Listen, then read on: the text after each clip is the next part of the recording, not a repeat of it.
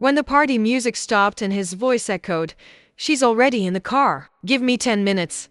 The best man froze. He, who always claimed to be the master of discretion, was now pale, exposed in front of 300 people. Because he wasn't talking about a guest. He was talking about the groom's 5-year-old daughter, who he had just kidnapped from the altar so he could rob the businessman's safe. So, while everyone was searching the garden for the little girl, the florist, handed the DJ the recording I'd made. He thought I was just arranging flowers.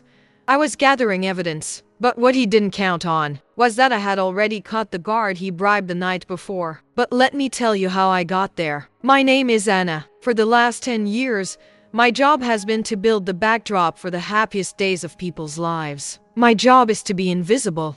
I'm the woman who fixes the groom's boutonniere, the woman who scatters petals down the aisle, the woman who changes the water in the centerpieces. I am living wallpaper, and that is my greatest advantage. When you're invisible, you hear everything. You see what no one else sees. You see the way the bride's father looks at his new wife, who's half his age. You hear the silent fight between the bridesmaids in the bathroom. And that Saturday, I watched a monster hide behind a best friend's smile. The event was the wedding of the year. Richard, one of the biggest CEOs in the country, was marrying Laura, an incredible architect. Their mansion looked like a palace. My team and I had been there for 3 days building the most complex floral arch of my career. Thousands of white orchids, all imported. But the center of Richard's universe wasn't Laura. It was Sophia, his 5-year-old daughter from his first marriage. The little girl was the flower girl. And the best man was Marcus. Marcus wasn't just a friend. He was Richard's brother from another mother. I knew the story because Richard himself told it, laughing, while I was adjusting the flowers on his table. Richard had saved Marcus from total bankruptcy. Marcus lost everything in bad investments. Richard didn't just pay off his debts. He gave him a director-level position in his company. And more than that, Marcus was Sophia's godfather. The trust was absolute, sacred. If you're liking this story of justice and want to see more narratives where the truth wins, even against all odds, like this video and subscribe to the channel. It helps me know that you want more justice. My intuition started blaring the night before. It was the rehearsal. Almost midnight. My team had already left. I stayed behind to finish the details on the main arch. The mansion was silent. That's when I heard Marcus's voice. He was out back, near the service area, speaking low into his phone. The timing has to be perfect. Exactly during the I do. No one will notice a thing. The chaos is our friend. I stopped moving the flowers. I froze. I thought he was talking about the surprise fireworks I knew Richard had bought. I thought it was a joke about scaring the guests. Don't worry about the guard, he continued. He's mine. The package is ready. Package? Guard? I hid behind a pillar of ivy that I had built myself. He hung up and went back to the party laughing, clapping Richard on the back. If I had known what that package meant, I would have screamed right then and there. The second sign came the morning of the wedding. 8 a.m. The sun was beautiful. I was unloading my truck of lilies near the service entrance. A black van with no logo pulled up. A man got out. Tall, cheap suit, shoes that were too expensive for the suit. He looked like a cop, but something in his eyes was wrong. Cold. Dead. Marcus came out of the main house to meet him. I pretended to be checking my clipboard. Marcus handed the man a thick brown envelope. Here's the first half. The rest when you have the cargo. Cargo? The man asked. Yeah, the cargo. 20 pounds. 3 feet tall, blonde hair. My stomach turned over. 20 pounds? 3 feet? Blonde hair? It was the exact description of little Sophia. I must have made a sound, because Marcus looked directly at me. My heart stopped. I was a good 50 feet away, but he saw me. He smiled, a wide smile that didn't reach his eyes. He started walking toward me. Good morning, dear. Excited for the big show today? I tasted bile in my throat. I forced a smile. I was the florist. I was invisible. Good morning, Mr. Marcus. It's going to be the wedding of the century. The arch is perfect. He studied me for a second that felt like an hour. Good. Keep up the great work. He turned and went back inside. The man in the black van sped off. I ran to the service bathroom and threw up. I had no proof. I had half a conversation and a cryptic phrase. If I went to Richard and accused his brother of something, I'd be fired. Worse, I'd be sued. I needed something concrete, but I still hadn't seen the worst of it. The next few hours were torture. I tried to focus on my work, but my eyes never left Marcus, and they never left Sophia. The little girl ran around the garden, laughing, dressed in her flower girl dress. Marcus was perfect in the role of the loving godfather. He picked her up, spun her around. My little angel, Uncle Marcus loves you so much. I felt my blood boil. The ceremony began. The music, the bride, Laura, was stunning. Richard, at the altar, was crying with happiness. Then, Sophia entered, the flower girl, tossing petals. Perfect. She reached the altar and hugged her father's legs. The ceremony continued. The officiant spoke. The rings. You may kiss the bride. Applause. Loud music. Everyone standing. Happy chaos. I was positioned near the altar, ready to retrieve the petal basket. I saw it. In the middle of the applause, while everyone was hugging Richard and Laura, I saw Marcus bend down. He whispered something in Sophia's ear. She smiled. He took her little hand. They walked to the side of the altar. No one saw. Everyone was watching the newlyweds. They disappeared behind the service curtain. A minute passed. 2. Laura, the bride, turned around, laughing, looking for her new stepdaughter. Where's Sophia? Where's my flower girl? Her smile died. The panic started low. Sophia? Has anyone seen Sophia? Richard stopped laughing. What? She was right here. The music stopped. Sophia. Laura's scream echoed through the mansion. The real panic began. Screams. Guests running. Laura's mother fainted. Richard, the man of steel, the ruthless CEO, was white as a sheet. Stop everything. Find my daughter. Lock the gates. I ran to the side where they had disappeared. Empty. That's when I saw Marcus coming back. Alone. He was coming from the opposite direction. He pretended to be running, out of breath. I checked the bathroom. She's not there. Oh my God, Richard. He hugged his friend. Calm down, brother. We'll find her. She must have gone to play in the garden.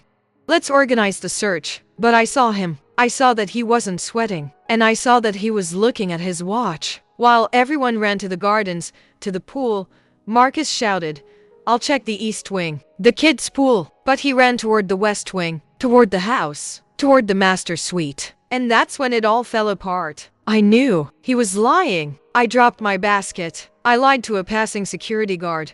I need to get more ice for the lilies from the walk-in cooler. I followed him. He didn't notice me. I'm the florist. He ran up the stairs. He looked both ways down the hall. Empty. He went straight to Richard's master suite. The door was locked. He pulled a keycard from his pocket. Opened it. He went in. The door was left slightly ajar. My heart felt like it was going to burst out of my chest. I crept down the hall. There was a beverage cart. I hid behind it. I opened the camera on my phone. I pushed the cart slowly toward the door. I had a clear view.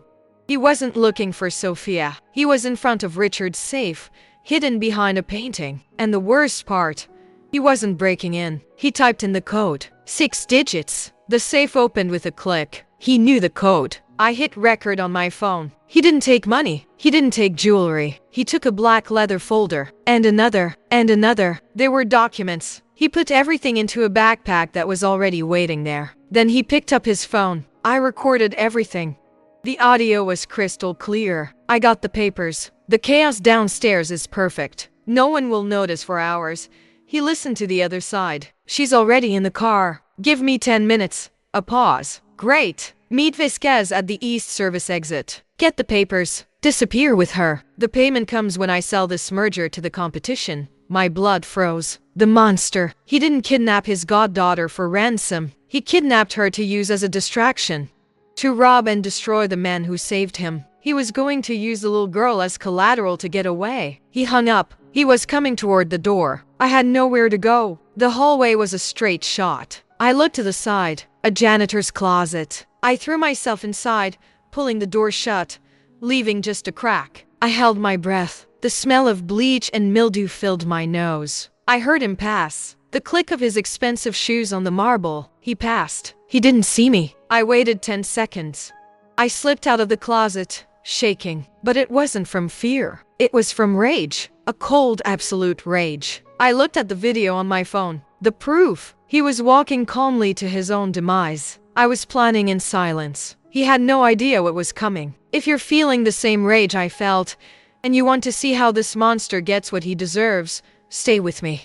And if you love stories where justice comes from an unexpected place, hit that like button right now and subscribe, because what's coming next is pure sweet revenge. Okay, Anna, think. My brain went into crisis mode. The fake guard, Vasquez, was at the East Service exit. The accomplice was in the van, probably in Service Parking Lot B. Marcus was heading to the East exit. The girl was in Van B. I couldn't save Sophia and catch Marcus at the same time. I had to choose. No, I didn't have to choose. I had to destroy them both. I didn't run to the main hall. I ran down the kitchen service stairs. I know the shortcuts in every mansion in the city. I came out in the back, near Service Parking Lot B. There it was, the black windowless van. The engine was running. The accomplice was in the driver's seat, looking at his phone, impatient. The blonde cargo wasn't visible. He must have put her on the floor. Or worse, the bastard. I grabbed my pruning shears from my toolbox, the heavy-duty steel ones I use for cutting thick branches. I crept behind the azalea bushes I had planted myself. I got to the side of the van, out of view of the side mirror. I jammed the shears into the back tire. With all my strength, the air hissed loudly. The man in the driver's seat heard it. He opened the door. Who's there? Shit! I ran. I'm no athlete, but rage gave me wings. I hid behind my flower truck, which was parked nearby.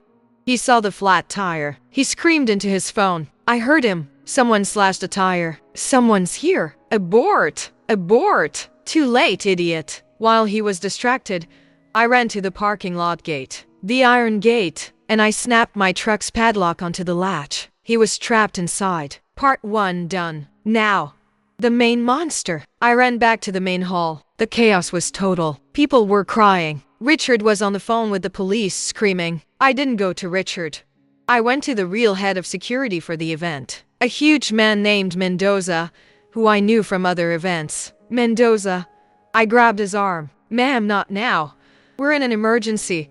I shoved my phone in his face. I hit play on the video from the safe. His face hardened. He watched. He listened to the audio. Where is he? He growled. He's heading to the East Service exit. The guard there is fake. It's Vasquez. The accomplice is in parking lot B with the girl.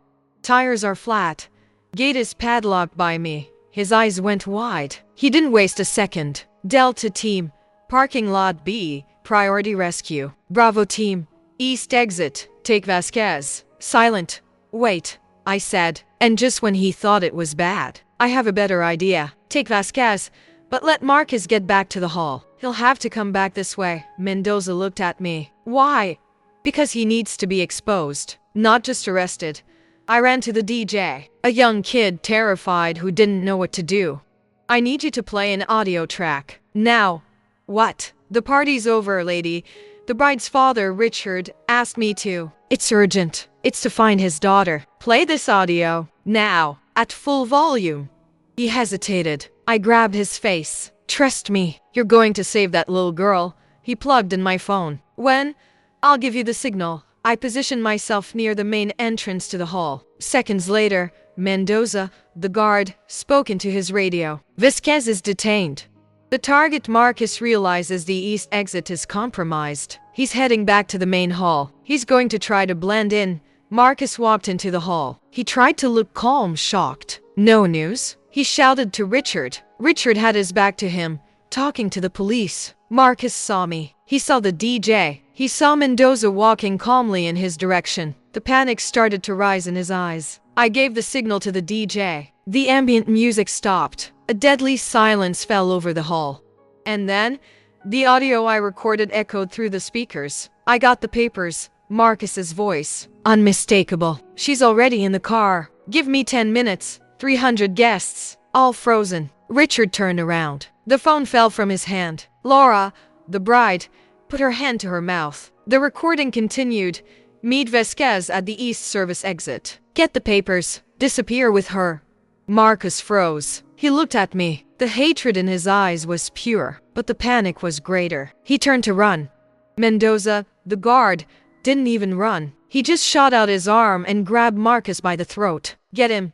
Two guards tackled him to the ground, in the middle of the white marble hall. Where's the black van? I yelled at Mendoza. Parking lot B. The gate is locked. He yelled back. Richard heard it. The father heard it. He didn't wait. He ran like a madman, shoving guests, sprinting to the back. And when he found out, it was too late. We ran after him. Me, Laura, Mendoza. We got to the service parking lot. The accomplice in the black van saw the guards. He tried to accelerate. He rammed the locked iron gate. My padlock held. The guards surrounded the van, weapons drawn. Get out of the van. Hands up. Richard didn't wait. He grabbed a fire extinguisher from the wall and smashed the driver's side window. He dragged the man out of the car. Where is she? Where is my daughter? The man was terrified. I don't know. In the back. That's when I heard it. A cry. Small, muffled. I ran to the back door. It was locked. Richard burst it open with his shoulder. Sophia was there, on the floor between the seats, under a dirty blanket. She was crying, scared, but she was okay. Daddy, Richard fell apart. The steel tough CEO, the shark. He dropped to his knees and grabbed her. He pulled her out of the van and just held her. He didn't cry. He sobbed. All the power, all the money, all the anger, it all vanished. He was just a father. Laura fell to the ground, hugging them both. I stepped back. My work there was done. We walked back to the hall. The scene was surreal. The guests were silent. Marcus was in handcuffs, sitting on the floor, leaning against a wall. The police were arriving. Richard walked in, holding Sophia. Safe. He grabbed the microphone from the DJ. His voice was shaking, but not from fear, from rage. This man, he pointed at Marcus. This man, who I called my brother, who sat at my table, who is my daughter's godfather. He took a deep breath. He didn't do this for ransom money. He was broke. Again. And I told him, a month ago, that I wouldn't bail him out anymore. I told him he needed to grow up. The silence was so thick it hurt. Those documents he stole from my safe. He was going to sell my merger. He was going to destroy me. He was going to sell my company to the competition. He looked at Marcus. And he used my daughter, my 5-year-old daughter, as a distraction. To rob the man who pulled him out of the gutter, twice. Marcus started to cry. An ugly, pathetic cry. Richard, forgive me, please. I wasn't going to hurt her. I swear. It was just to scare you. Richard, still holding Sophia, walked over to him. He bent down until he was eye to eye with the man on the floor. You weren't going to hurt her? His voice was low, lethal. She was on the floor of a van with a stranger heading to God knows where. You weren't going to hurt her? Richard, please. Our friendship. Richard looked at him, and I saw something break. We are not friends. You are not my brother. You are nothing. He didn't hit him. He didn't yell. He just spat on the floor, inches from Marcus's face. He stood up and turned his back. Today, I know. The police took Marcus. They took the accomplice. They took Vasquez. The party, of course, was over. The guests left in silence. My team was packing things up. The silence was heavy. Laura, the bride, came over to me. Her dress was dirty. She hugged me. I don't even know your name. It's Anna, I said. Anna, the flower lady. You saved my daughter. Richard walked over. He looked 10 years older. He handed me a check. I saw the zeros. There were a lot of them. I looked at the check. I looked at him. And I tore it in half. I didn't do it for money, Mr. Richard. He looked at me confused. Why then? Because nobody messes with a child. And because I hate traitors. He studied me. And for the first time that day, he smiled. A tiny smile, but a real one. How can I repay you, Anna? I thought for a second. Give me the flower contract for all of your companies. And pay my staff triple time for today. They've been through hell. He laughed. Done. I learned that trust is glass. Once it's broken, you can try to glue the pieces back together, but it's never the same. And I learned that, most of the time, the danger doesn't come from the stranger in the dark. It comes from the person sitting at your table, calling you brother, and smiling at you at your wedding. Now I want to hear from you. First, tell me what city you're watching this from. I love to see how far these stories of justice travel. And second, have you ever had one of those moments? That moment when your gut was screaming about someone everyone else loved, and you turned out to be right all along? Leave your story in the comments.